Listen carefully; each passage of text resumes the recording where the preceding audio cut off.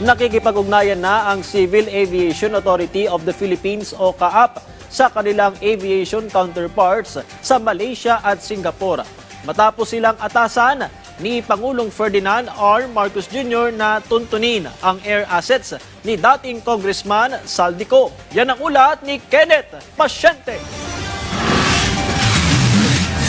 Pinaiigting pa ni Pangulong Ferdinand R. Marcos Jr. ang mga hakbang para mabawi ang mga tinatagong ari-arian ni resigned Congressman Zaldico, partikular na ang kanyang air assets.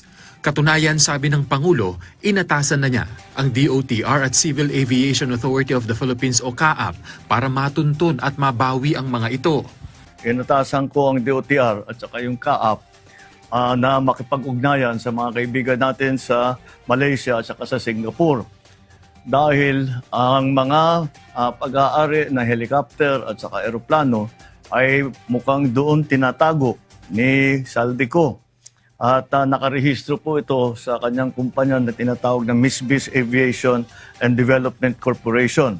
Ipinunto ng Pangulo na kasama ang mga ito sa pina-freeze na ari-arian ng dating mambabatas na epektibong nagbabawal sa anumang paggalaw at disposisyon ng kanyang air assets.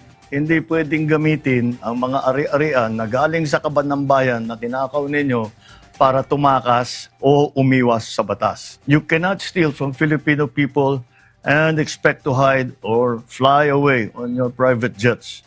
You have the money to run, but you cannot outrun the Republic of the Philippines. Hamon pa ng Pangulo sa anyay mga pugante. Kaya kayo mga pugante, umuwi na kayo. Ang payo ko sa inyo, hindi na kayo turista.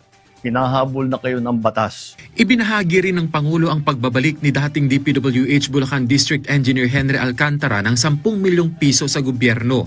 Nakatakda rin anya itong magbalik ng karagdagan pang 200 milyon pesos.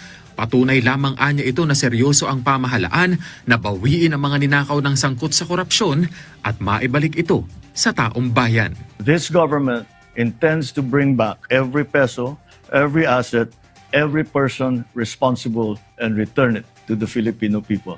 Kenneth Pasyente para sa Pambansang TV sa Bagong Pilipinas.